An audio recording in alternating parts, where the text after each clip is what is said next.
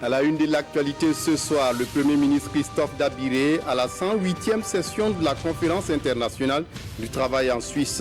Ce 12 juin, il prendra la parole pour décliner les grands axes de la politique gouvernementale pour un plein épanouissement du monde du travail au Burkina Faso. En attendant, les échos de la cérémonie à suivre dans ce journal. Et dans ce journal, le Syndicat national des travailleurs de la santé humaine et animale a entamé un nouveau mouvement d'humeur depuis le 7 juin dernier. Et depuis lors, les travailleurs s'abstiennent de fournir les rapports statistiques et d'effectuer des tournées et missions. Mais pas seulement. Une opération caisse vide est aussi lancée. Quel impact sur le terrain constate ce soir à l'hôpital pédiatrique Charles de Gaulle. Et le secrétaire général du ministère de la Santé est notre invité. Et puis en Ouganda, un premier mort de la maladie Ebola vient d'être enregistré. C'est un garçon de 5 ans. Il est mort ce 12 juin, a annoncé un responsable du ministère ougandais de la Santé. Ce sont là les titres du 20h. Mesdames, Messieurs, bonsoir. Ravi de vous retrouver. Mais avant de développer ces titres, une session du Conseil supérieur de la défense nationale. Ce mardi, dans la matinée, les membres du Conseil se sont retrouvés autour du président du FASO pour évaluer les mesures prises lors des sessions précédentes et examiner la situation dans les régions touchées par l'insécurité persistante et le terrorisme, ce que vous pouvez voir ici en image. Et c'était aussi l'occasion pour le président Roch-Marc Christian Kaboré de donner des orientations dans le but de restaurer la sécurité au Burkina Faso, mais aussi la cohésion sociale. Ce matin, à la tribune de la conférence de l'Organisation internationale du travail, le Burkina Faso était à l'honneur. Le Premier ministre Christophe Dabiré est l'invité et s'est prononcé sur sa vision du travail et la conduite de l'organisation. Christophe Dabiré, au nom du président du Faso, féliciter les acteurs de l'organisation qui fête cette année son centenaire et pour les acquis durant ces 100 ans. Yacouba Gamené et Pascal Canet sont nos envoyés spéciaux en Suisse. Compte rendu. Le Burkina Faso a l'honneur au 3e jour de la conférence de l'Organisation internationale du travail. Et c'est le directeur général du Bureau international du travail qui accueille le Premier ministre au perron de la salle des plénières du Palais des Nations. À la tribune, Christophe Dabiré revient sur l'histoire commune de l'OIT et du Burkina. Une histoire marquée par des acquis, surtout dans la promotion du travail décent. L'organisation a à son actif 4 projets et programmes avec le Burkina qui contribuent à améliorer les conditions de vie et de travail des travailleurs. Cependant, l'organisation devrait changer à une réforme pour mieux impliquer les États africains. Il convient de souligner qu'un des défis majeurs que l'OIT devra relever à l'entame de son 2e siècle d'existence, reste la recomposition de son conseil d'administration pour prendre en compte les régions faiblement représentées, conformément aux dispositions des instruments de 1986 portant amendement de la constitution de notre organisation. Dans cette perspective, le Burkina Faso est partie prenante de la position des chefs d'État africains sur cette question importante. J'invite donc le directeur général du BIT à multiplier les efforts dans cette dynamique. Pour Christophe Dabiré, le développement de la personne humaine, son épanouissement est l'objectif principal du travail et c'est la vision de son gouvernement. C'est pourquoi son pays a ratifié 44 conventions adoptées par l'OIT et il a comme principe fondamental le dialogue avec ses partenaires sociaux. Mon gouvernement a fait de la promotion du dialogue social un gage sine qua non de la gestion participative des questions préoccupantes du monde du travail. Ainsi, il a institué au niveau national un certain nombre de cadres qui participent à la prévention et à la gestion des crises au sein du monde du travail. Il s'agit notamment de la rencontre annuelle gouvernement-syndicat instituée en 2008. Il s'agit également de la rencontre gouvernement-patronat instituée en 2017 et du Haut Conseil du dialogue social créé en 2017 et rattaché à la présidence du Faso dont une délégation conduite par son président participe à cette session. Le Premier ministre invite cependant l'organisation à améliorer sa gouvernance et son accompagnement des États afin qu'ils puissent répondre aux besoins du travail de demain, car l'avenir du travail réside dans la capacité des travailleurs à s'adapter à l'évolution technologique. Et à l'issue du discours du Premier ministre à la tribune de l'Organisation internationale du travail, les différentes parties ont réagi comme le veut le principe de l'OIT. Les syndicats reconnaissent que le Burkina Faso ratifie la plupart des conventions de l'OIT, mais qu'elles ne sont malheureusement pas appliquées. Quant au patronat, ils demandent de la patience aux travailleurs pour voir les retombées de la croissance économique. Les différentes réactions au micro de Pascal Kané et de Yacouba Gamini. Rien ne sert de ratifier une convention que vous savez que vous n'allez pas appliquer. Donc ça, c'est un manquement. Et vous avez également entendu ce que le président a dit. Il a rappelé au Premier ministre d'appliquer ce qu'il prêche. Ça veut dire quoi? Ça veut dire que les conventions qui sont appliquées, c'est que lui-même il a dit ici, il faut que ça soit mis en œuvre. Et c'est ce que nous attendons tous de voir appliquer au Burkina Faso. D'abandonner les grèves et travailler, parce que dans la vie, il faut que nous travaillions pour développer notre pays. Il y a beaucoup de problèmes dans notre pays, donc on doit dépasser certaines situations pour voir de l'avant. L'économie de Burkina, avec la situation de l'insécurité, tout est au ralenti. Donc on ne peut pas augmenter tant qu'on ne gagne pas assez. On se maintient et maintenant si ça s'améliore, ça va améliorer pour tout le monde. Toujours en Suisse, le Premier ministre a reçu en audience ce mardi dans la soirée la Première ministre serbe en marge de la 8e conférence de l'OIT. La Serbie, en pleine reconstruction de ses relations diplomatiques, souhaite renforcer des liens de coopération avec le Burkina Faso. Avant, la Première ministre serbe, Christophe Dabire, s'est entretenue avec la directrice exécutive du Centre de commerce international, Ardan Gonzalez, est venue parler avec le Premier ministre de la valorisation des produits d'exportation du Burkina Faso. Le point est avec Yacouba Gamene et Pascal Kané. La Serbie, ancienne entité de l'ex-Yougoslavie, est en pleine reconquête diplomatique. Son Premier ministre vient s'entretenir avec Christophe Dabire des perspectives de coopération que son pays souhaite avoir avec le Burkina Faso. La Serbie a passé dans les années 90 en période difficile et aujourd'hui on essaye de rétablir leurs relations avec les pays africains. C'est pour cette raison que je suis ici et j'ai essayé d'entamer une autre reprise des relations ensemble. Avant la première ministre serbe, Christophe Dabire a reçu la directrice exécutive du Centre du commerce international. Avec elle, le Premier ministre a fait le point des activités de cette agence des Nations Unies, notamment dans la promotion des produits locaux. Burkina fait beaucoup d'efforts pour valoriser de plus en plus le produit de mode, les tissus d'ameublement, les vêtements faits à partir du coton burkinabé avec du stylisme local, avec du savoir-faire local, avec la main-d'œuvre locale, main-d'œuvre de plus en plus de qualité. Nous le savons très bien parce que nous avons justement un programme sur la mode éthique au Burkina où nous connectons les artisans qui font les façons d'infanie avec les grands marchés de mode dans le monde entier. La directrice exécutive du Centre international du commerce a également parlé au Premier ministre du commerce électronique, un domaine dans lequel le Burkina est appelé à faire des efforts pour mieux s'intégrer dans le nouveau système du commerce international. Retour au Burkina Faso et direction le Front social. Les travailleurs des médias publics au Burkina Faso sont vent debout contre le gouvernement qu'ils accusent de ne pas tenir ses promesses en ce qui concerne le passage des médias publics au statut de société d'État. Ce matin, entre 8h et 11h, ils ont observé un sitting devant la télévision nationale pour exiger du gouvernement de tenir ses engagements. Gérard Sommet, Ismaël Diloma Sirima pour le film de la cérémonie.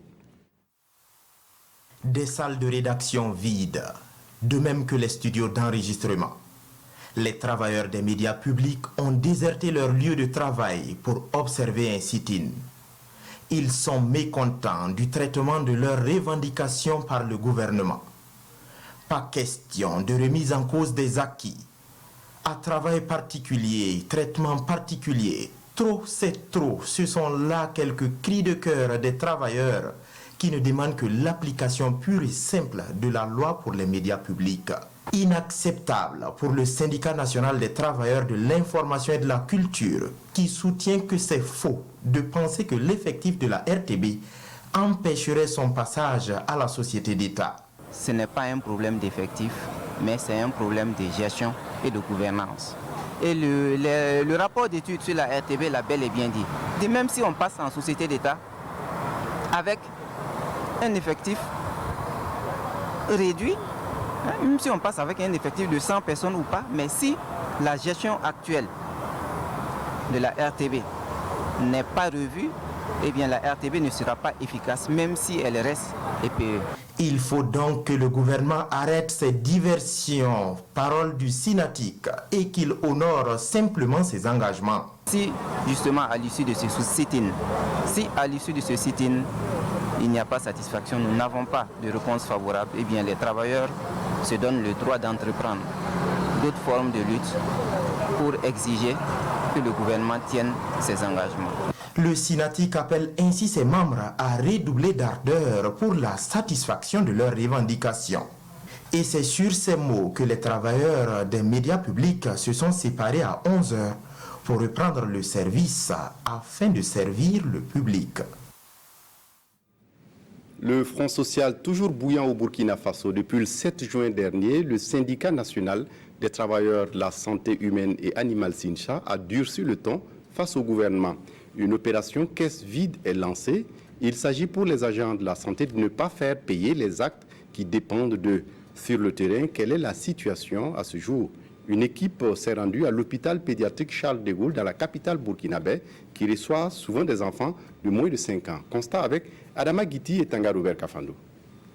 Ce matin, au centre universitaire pédiatrique Charles de Gaulle, rien de particulier dans la prestation, malgré l'opération caisse vide décrétée par le SINCHA, le syndicat des agents de la santé humaine et animale. Et l'explication donnée, les patients, dans leur grande majorité, sont déjà pris en compte par la mesure de la gratuité. À l'hôpital ici, l'opération caisse vide a été effective depuis le 7 juin. Mais comme ici, à l'hôpital ici, Charles de Gaulle, c'est des enfants qu'on soigne.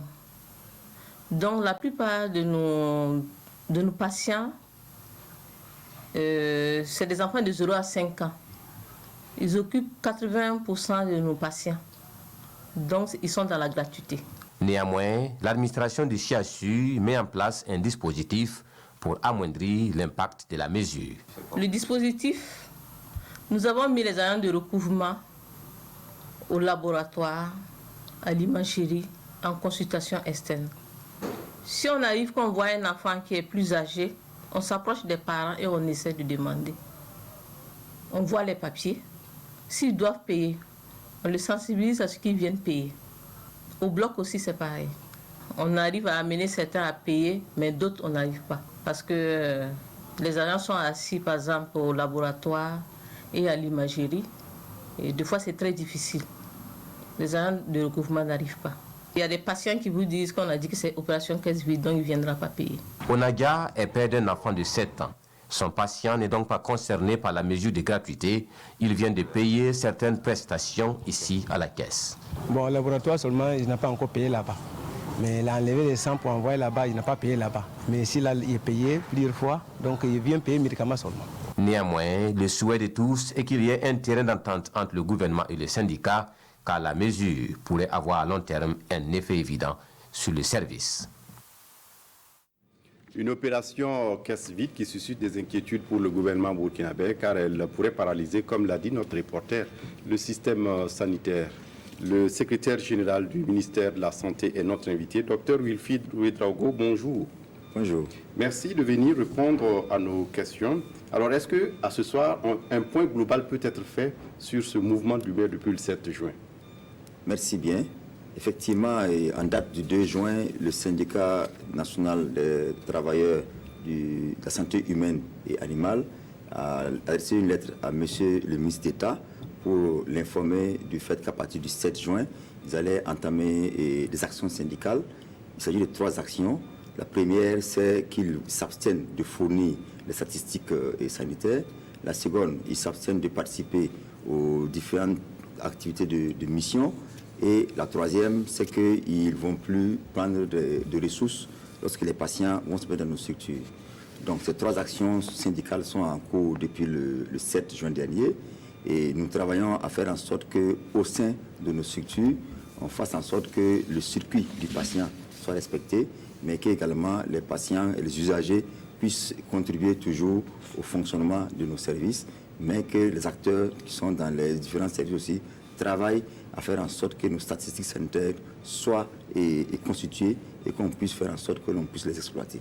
Oui, et docteur, il y a eu la signature d'un protocole d'accord avec le SINSA, comme les syndicalistes le disent, et ce n'est pas d'ailleurs le seul syndicat qui a signé des accords avec le gouvernement. Est-ce que la parole donnée aujourd'hui du gouvernement compte? Est-ce que ce n'est pas ça qui fait que ça coince réellement dans la situation concernant votre département? Alors, il faut signaler que nous avons 2 protocoles d'accord qui sont en cours. Il y a un qui concerne uniquement le SINSA et il y a un second qui concerne l'ensemble des 6 syndicats du ministère de la Santé. Et pour ces différents protocoles, nous travaillons à faire en sorte, le gouvernement, faire en sorte que l'on puisse mettre en œuvre ces engagements-là. Et ces engagements demandent un certain nombre de procédures, d'étapes qu'il faut forcément et que nous arrivons à les parcourir au niveau du protocole qui engage l'ensemble des 6 syndicats. C'est le protocole qui permet de mettre en œuvre la fonction publique hospitalière. Il y a un certain nombre d'étapes que nous avons entamées déjà. Nous avons fait en sorte que nous ayons les textes réglementaires, mais également les textes d'application. Ces textes sont disponibles.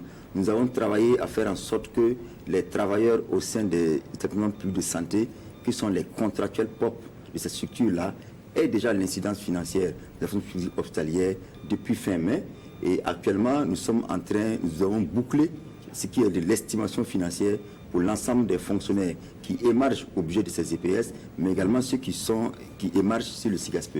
Donc, les mois à venir, ils pourront constater réellement cette incidence-là. Oui, mais le syndicat estime que, quelque part, le gouvernement est un peu méprisant quand on s'en tient, par exemple, à des faits, notamment le 29 mai, où une rencontre n'a pas pu se tenir parce que les formes indiquées en la matière n'ont pas été respectées. Est-ce que, quelque part, le gouvernement ne joue pas du dilatoire avec les syndicats? Non, je peux me souvenir pour ce qui concerne le ministère de la Santé et les protocoles et les mises en œuvre que nous sommes en train de faire actuellement. Il y a des étapes incompressibles qu'il faut forcément parcourir. Il faut faire en sorte que ces étapes-là, nous les parcourons sans oublier ce nombre d'agents sur le recensement, mais également pour faire en sorte que l'incidence soit calculée et que ces agents-là puissent réellement toucher du doigt ce qui a été promis. Donc, ce qui fait que ces étapes qui sont incompressibles, il faut qu'on puisse le faire de façon correcte, parce qu'en voulant les escamoter, on va peut-être donner l'impression d'arriver au bout de ce qu'ils souhaitent, mais il y aura beaucoup d'insuffisances et il y aura beaucoup de réclamations. Donc, ce qui fait que la prudence exige que nous fassions en sorte que nous suivons les procédures, les étapes comme il se doit, avec les vérifications qui y est, parce qu'en dehors du ministère de la Santé, la mise en œuvre de ces protocoles-là amène l'intervention du ministère de la Fonction publique, l'intervention du ministère des Finances. Donc, ce qui fait qu'il faut faire en sorte que tous ces acteurs-là puissent avancer ensemble. Et ça demande un certain délai. Et c'est cela que nous demandons qu'il faut comprendre. Oui, opération caisse vide, des missions qui ne sont pas remplies sur le terrain. Est-ce que vous avez une idée des conséquences que cela peut avoir? Oui, ce qu'il faut signaler pour ce qui est du recouvrement des coûts des actes, que vous appelez opération caisse vide, il faut dire que notre système de santé, depuis les années 1990, s'est installé dans le 6e santé district avec l'initiative Bamako. C'est dire qu'au niveau des structures de santé périphériques, que sont les CSPS, mais également les structures de référence, les centres médicaux et les centres médicaux avec antenne chirurgicale, c'est la participation de la communauté et au recouvrement de coûts qui permet de pouvoir pérenniser ce qui est de l'acquisition des intrants, mais également pour ce qui est de faire face à un certain nombre de charges en personnel. Parce que quand vous prenez un CSPS, le manœuvre, le gardien, c'est le recouvrement, la contribution des populations qui permet de faire face aux charges liées à ce personnel. Quand on va dans les structures hospitalières ou les CMA, les intrants pour le laboratoire, les intrants pour l'imagerie médicale, les films radiographiques, les produits de contraste, c'est sur la base de la contribution des populations qu'on arrive à renouveler ces stocks-là.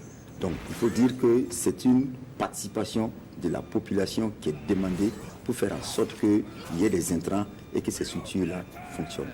Donc nous appelons toujours la population dans ce sens. Et autre aspect pour ce qui est des statistiques sanitaires, les descriptions des postes sont faites de telle sorte que l'agent de santé, quand il consulte, il matérialise, il archive les données pour faire en sorte que nous puissions suivre les indicateurs et que nous puissions connaître les tendances pour ce qui est des maladies.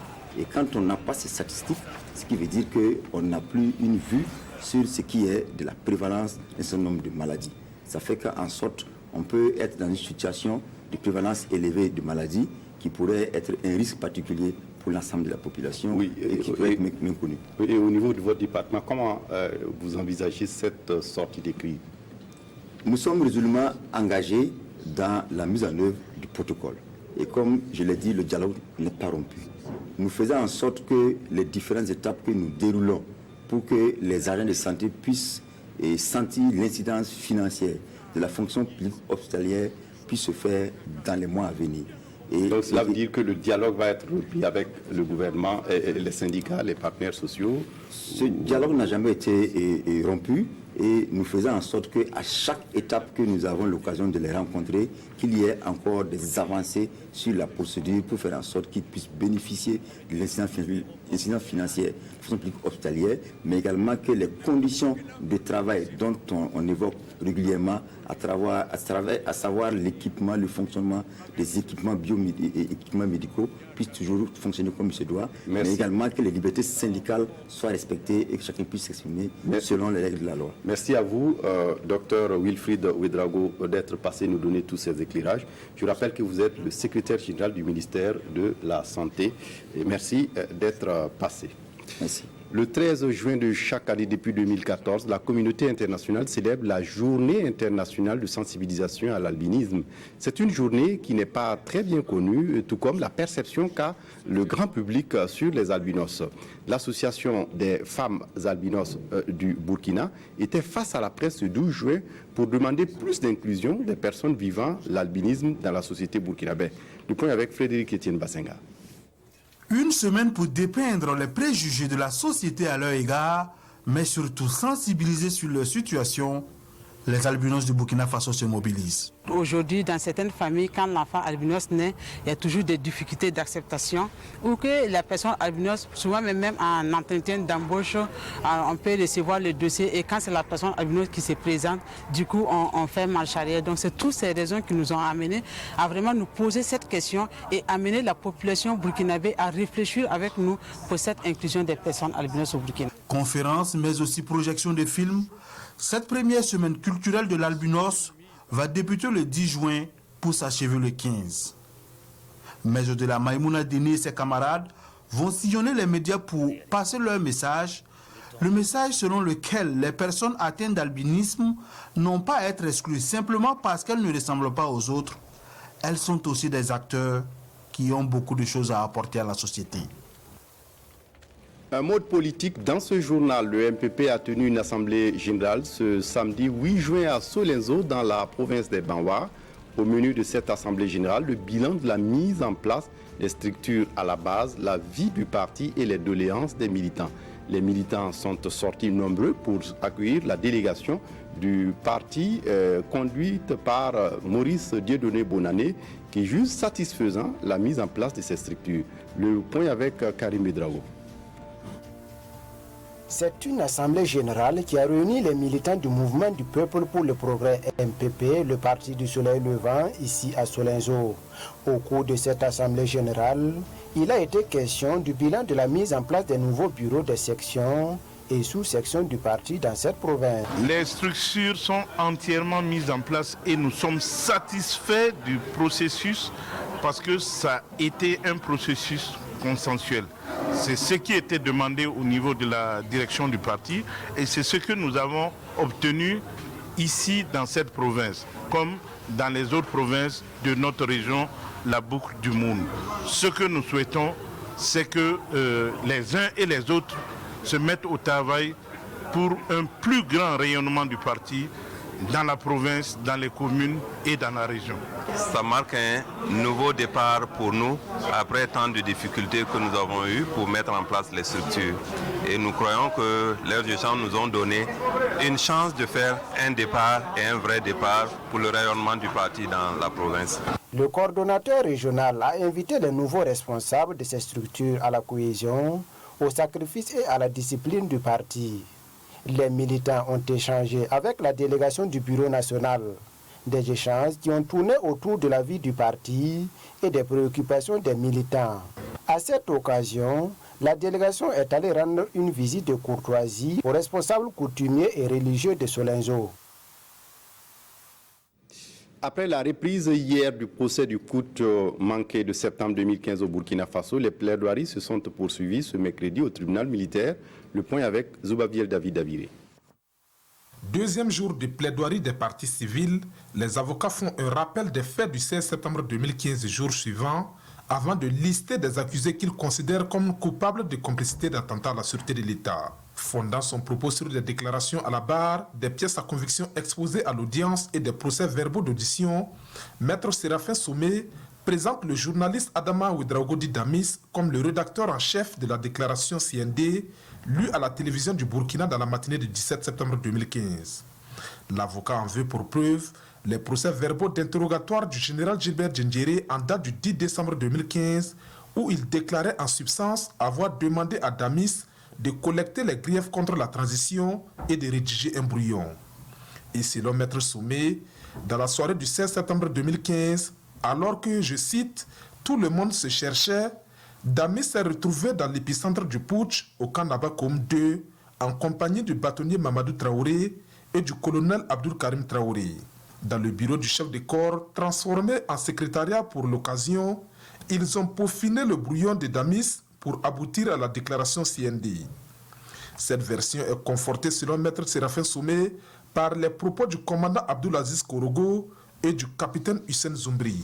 En plus, selon Maître Soumé, les relevés téléphoniques de Damis révèlent qu'il est resté en contact permanent avec le général Djendjéré dans la journée du 16 septembre 2015, contrairement à ces déclarations.